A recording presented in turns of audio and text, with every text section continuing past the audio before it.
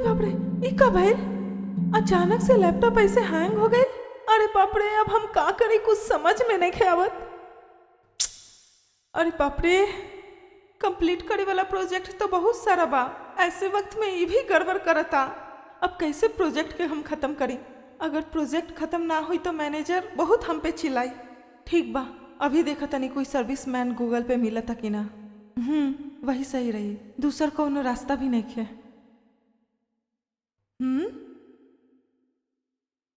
Near by ही बा का? चला यही के बुला ले तनी।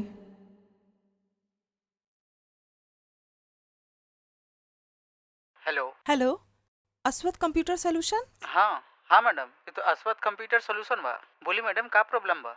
ओह हाँ, एक्चुअली हमारे कंप्यूटर में अचानक एक प्रॉब्लम आ गई। अच्छा, हाँ ठीक बा मैडम। आपके एड्रेस थोड़ा व्हाट्सएप कर दी ना। 1 घंटे में आपके घर आके आपके कंप्यूटर का प्रॉब्लम ठीक कर दे मैडम। हाँ, ओके सर, ओके। बस अभी भेज दे ओके तनी। मैडम। थैंक यू सर।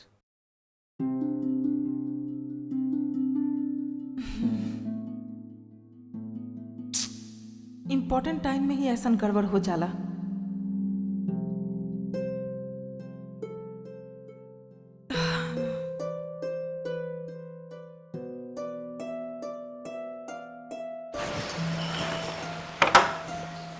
जी कौन?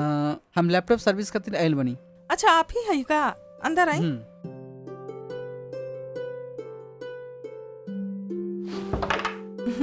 आई अंदर चलिए। हाँ ओके मैडम। बैठी। एक मिनट, हम लैपटॉप लेके आओ तनी। ओके।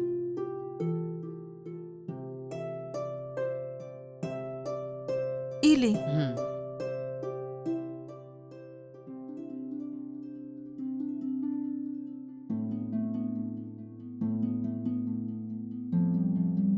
दिक्कत का हो रहा बा मैडम? पता ना का भइल, काम करत रहनी सडनली ऑफ हो गई। ठीक कर देम ना? 1 मिनट रुकी मैडम, हम चेक करके देखा था। ओके।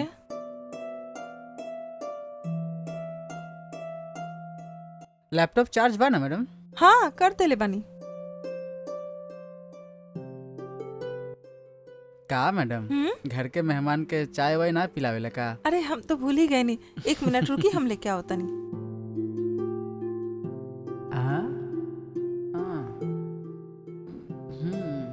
लगा तो ये लड़की बहुत अमीर भी है।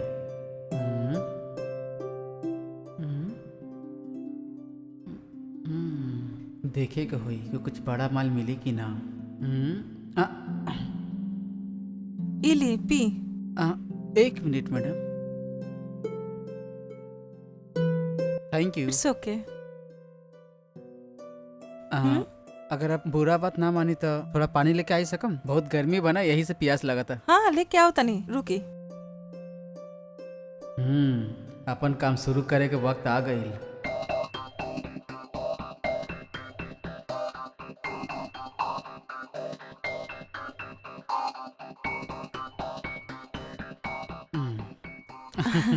ई ली। थैंक यू जी। इट्स ओके।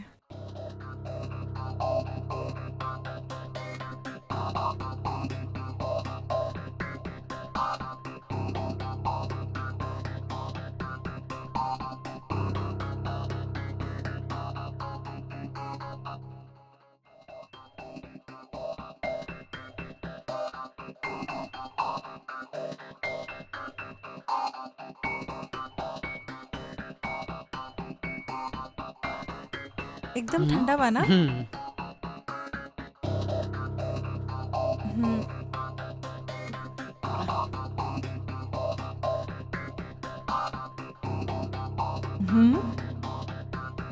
का भइल? एकर टेस्ट तो अजीब सा लगा था। खराब हो गेल का?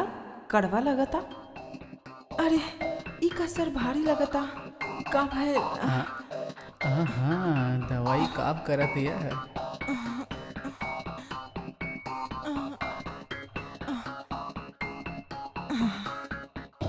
मैडम, जल्दी अपन काम शुरू करे के बाद। मैडम मैडम मैडम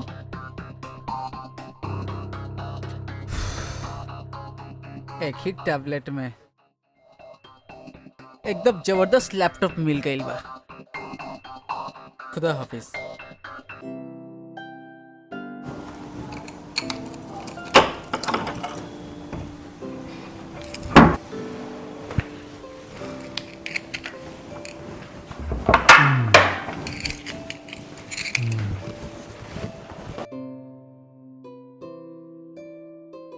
ओ, आह, हम्म,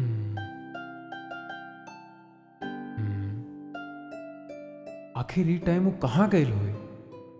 ऐसे तो कबो बाहर ताला लगा के नइखे जात और हमरा के एक फोन तक न कइलेस।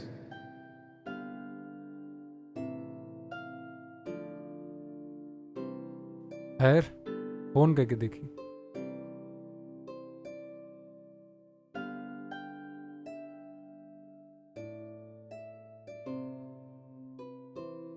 आप जौन व्यक्ति के फोन कैले बानी उनकर फोन स्विच ऑफ बा।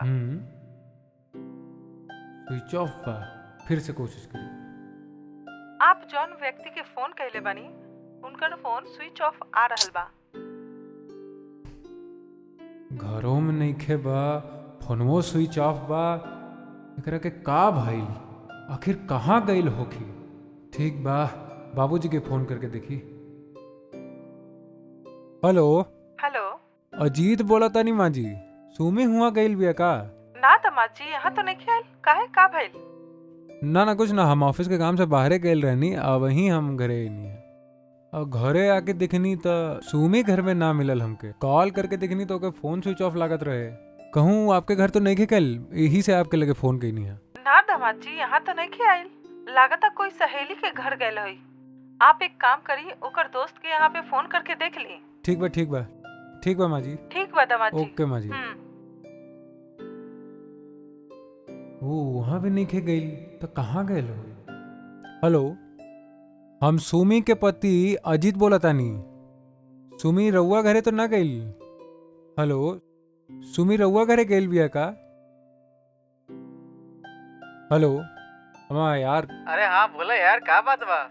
यार हमरा के थाना जाए के रहे, चलबे का हमरा साथे? काहे का भइल यार? तू अचानक काहे थाना में जाले कहा तारा? हाँ, सुमी कहाँ चल गेली पता ना यार। अरे तू का बात करता रहा? हाँ हमारे यार सवेरे से पता न कहाँ बिया। हम अपना ऑफिस के काम से बाहरे गए रहनी, अब वहीं अली है। घरे आके देखनी तो यही जो ना मिलल। कितना बार ओकरा लगे कॉल करनी लेकिन वो के फोन स्विच ऑफ। यार हमरा के बहुत डर लगा था यार। रिश्तेदारी में सबसे फोन करके पूछ लेनी, सब ये बोलत रहन कि सुमी यहाँ नहीं खे। सुमी के देखे तो बहुत दिन हो गई। सिर्फ इतना ही ना, सुमी के माँ बाबू के फोन के ले बानी, उन्हों सब यह बोलत रहन कि ना पता बाबू। हमरा के तो बहुत डर लगा था यार। यही से सोचनी कि थाना में जाके आजे रपट लिखा ली। यही से सोचनी कि तोहरों के साथ लेके चली। तू डरिया मत, हम आवतानी। हमरा पहुंचे में थोड़ा टाइम लगी। तू एक काम करा, तू हमरा खातिर वेट मत करा, तू डायरेक्ट थाना चला, हम भी थाना में आवतानी। ठीक बा यार, बहुत धन्यवाद।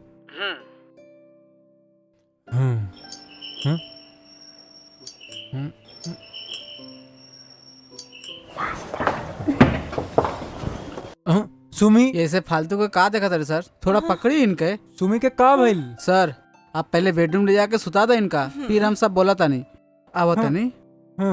हाँ आराम से आराम से। सुमी आराम से आई। वहाँ बिस्तर पे लेटा था। हाँ ठीक बा मैडम, आराम से बैठी।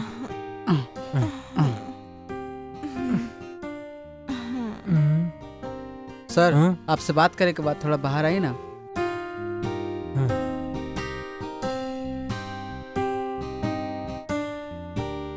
रउआ के है? सुमी ऐसन काहे बा? का भइल ओकरा के? रउआ ओकरा के कैसे जानता नहीं? सर हम स्वामी के ऑफिस में काम करे वाले बानी। हम दोनों एक साथ काम करे नहीं। हमनी के ऑफिस में एक लड़का के प्रमोशन मिले के कारण हम सब मिल के पटना के एक रिसोर्ट में एक पार्टी अरेंज के ली रही। तो हम सब लोग वहाँ पे गए रही। तो आपकी पत्नी थोड़ा रात को ज्यादा ड्रिंक कर ले बनी, तो उनकर ज्यादा नशा के कारण ऐसे थोड़ा बेहोश हो गई। का कहला? ये सब रहुआ का कहता नहीं? राती के दारू पी लिया और अभी तक नशे में पिया। आखिर आप का कहे चाहता रहा? साफ साफ बोला। कैसे भरोसा करी हम? का बोला तो नहीं सर, आप हम पे भरोसा करी सर। हम और आपके पत्नी एक ही साथ काम करे नहीं सर। रात के पार्टी थोड़ा लेट से शुरू भइल सर। शुरू करे में ही लगभग 12 बज गए रही सर। 12 बजे से लगभग 7 बजे तक हम लोग पी के मस्ती करते रहे सर। पी के सब वही सूत गले रहे सर, तो यही खातिर हमनी जल्दी ना आवे सकनी सर। इनका नशा टूटे के बाद ही हमनी कैब बुक करके लेके चले नी। सुमी ड्रिंक करेली एकर खबर हमरा के ना रहल। सुमी हमेशा ऐसा ना पियली सर, वो ऐसे ही कभी कभी ओकेशनली पियली सर, लेकिन कल रात के वो थोड़ा ज्यादा ही पी ले बनी। सुबह 7 बजे तक पियत रही सर। आप दोनों के बीच कुछ झगड़ा बगा? ऐसा कुछ नहीं खे, हमने के बीच में ऐसा कोनो बात ना भइल। अगर ऐसा नहीं खे तो पता नहीं से काहे कैलस।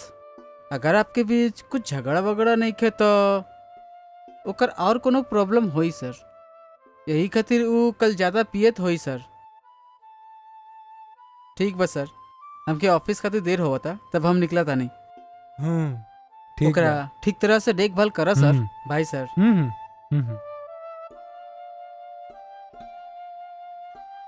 ओके सर, हम निकला था नहीं तब। हाँ ठीक बा।